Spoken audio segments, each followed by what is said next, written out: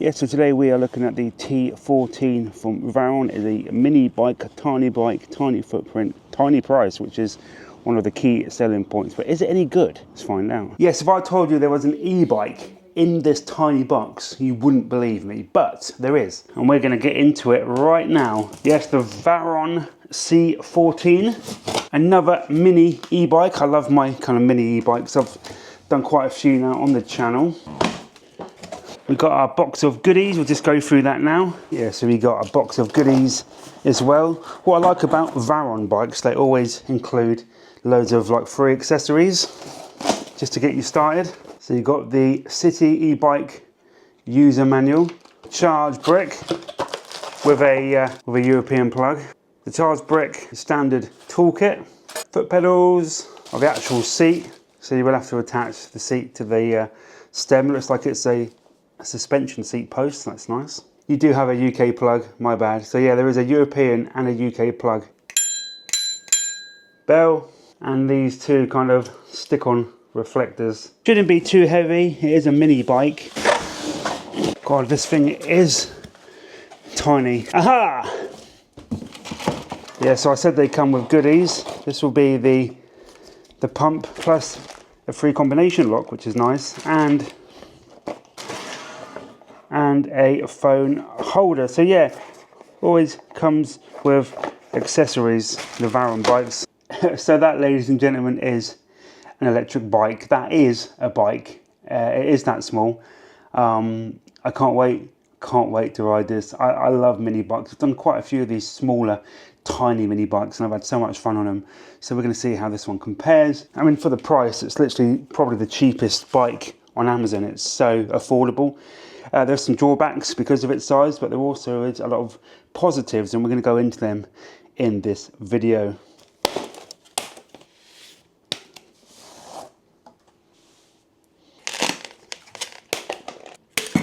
That wheel was literally the size of my head. That is a small wheel.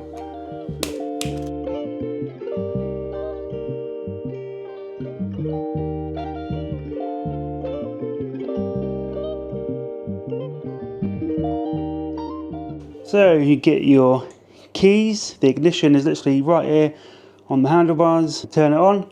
Aha! There we go. There's a switch underneath the battery. So that is your computer. You do have a light switch as well. Yeah, so only a basic one, but it's got all the information on there you need. It's in kilometers, so we need to change that to miles per hour. It's got the battery, the speedometer, everything on there. And I like the way it's done with a key feature for added safety, and it does have a twist throttle. Also comes with front and back lights, but look at this. It's got a little brake light at the back, and quite a substantial front light and reflector on the front as well. Just need to straighten that up. Right, first maiden voyage on the VARUN C-14-1. Whoa! So yeah, here we go. Always a good experience. Your first kind of ride. This is a commuter bike, a tiny mini commuter bike. Whoa, with tiny little wheels. It's just going to be interesting to see just how it handles with those wheels. Very unique kind of feel to it. I've got to say, kind of a one-speed bike. I mean, comfortable for a little bike. The seat goes high, so it's good for a wide range of riders. Yeah, it has got a 4 mile/hour twist throttle, the legal limit. Yeah, it is a legal bike, UK legal, 250 watt rear hub motor. It doesn't feel too small. Like I said, the seat actually comes quite high, so although the frame is small, the seat actually feels okay. And it's quite comfortable. I'm getting good leg extensions on here. Let's see how she pulls away. There's a cadence sensor, so should be good. See, I've done one similar to this before. I did the, can't remember what it was called, very similar kind of frame design, these mini bikes, and they do pack a punch. So yeah, it's a strange feeling. I think it only has literally 14-inch wheels, so it's quite a diddy bike. It's quite small, but like I said, it feels comfortable enough. Yeah, I'm not sure that cadence sensor is actually working.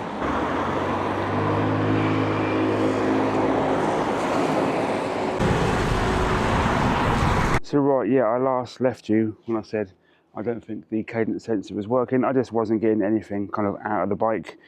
Even restricted down to 15, it felt like it was giving me nothing. I actually, after that clip, I had to push it up the hill to my work. So we'll go into what I've done now and why it is way more usable, but it is now officially illegal and it kills the battery. But we'll go into that now. So yeah, out of the box, I just found it quite underwhelming. It wasn't really giving me enough power to the point where I actually had to walk it up the hill. You know, I was pedaling like a madman, ghost pedaling. I wasn't getting anything from it. Being a single speed bike, you need help from the motor. You need the motor to do the majority of the work. And the throttle was working to 4 miles an hour, so there's no issue there. So I just couldn't understand why I was getting kind of nothing in pedal assist. But I went and had a fiddle, played around with it, unlocked the speed. So now it goes 20 miles an hour.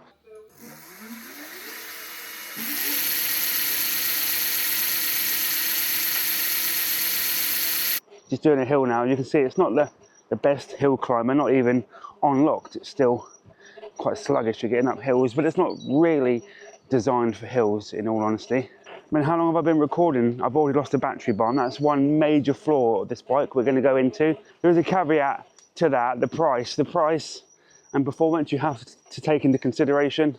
It's a dirt cheap bike. It's literally one of the cheapest bikes on the market, I think. I've seen it as low as like £200, so it is the cheapest bike you can get.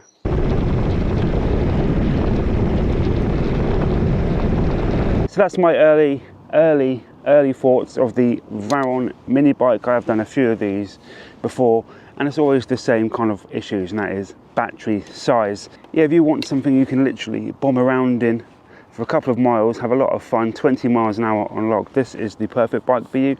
If you want something a bit more substantial, with a bit more kind of mileage on it, this isn't the bike for you. There's some really good features, we're going to go into them shortly, but there is a lot of kind of drawbacks and downfalls.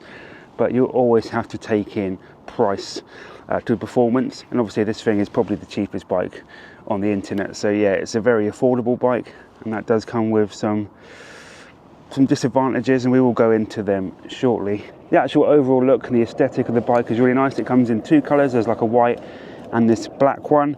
Really easy to put together. Took about half an hour. Everything's pretty much done. I think there's just the front wheel to do, the seat, the handlebars, the pedals, and that is it. So the battery is a 36 volt, 8 amp hours. It's housed in this kind of tube here. It's like a bazooka type frame, isn't it? So the battery is non-removable, which is one of the issues. You're going to kill this battery pretty quick, and you can't actually replace it. And that doesn't matter, because you can just replace the whole bike. It's so affordable, you can replace the whole thing. So the battery being non-removable isn't really an issue. I just thought I'd mention it. So yeah, that is housed here in this frame. As soon as I unlocked the bike, I literally got about 2 or 3 miles on the battery, because it was 20 miles an hour, full throttle, full speed. You're going to kill this thing in no time. When it was restricted, I don't really know what I got, because it didn't give me any power. Actually, I struggled to get anything out of it, so it will last longer if you don't unlock it. So yeah, the battery is just housed in here. There is an on and off switch just under the back light, which is there. One of the things I do really like is the suspension. This shock absorber here gives a really compliant and comfortable ride.